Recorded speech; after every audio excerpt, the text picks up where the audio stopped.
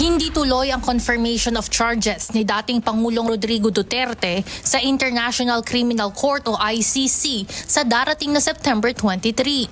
Ayon sa pahayag na inilabas ng ICC kahapon, September 8, ito ay kasunod ng paghiling ng kampo ni former President Duterte na indefinite adjournment dahil hindi umano kayang humarap ni FPRRD sa paglilitis.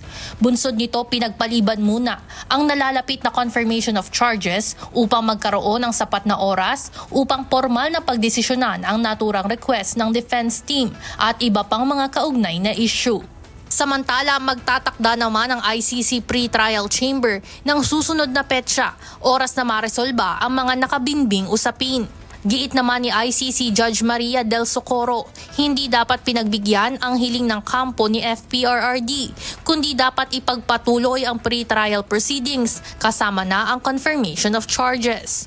Nakatakda sanang magsimula ang naturang pagdinig sa September 23 hanggang September 26, 2025 kung saan didesisyonan ng pre-trial chamber kung may sapat na mga ebidensya upang buksan ang trial o paglilitis kay dating Pangulong Duterte para sa kasong crimes against humanity.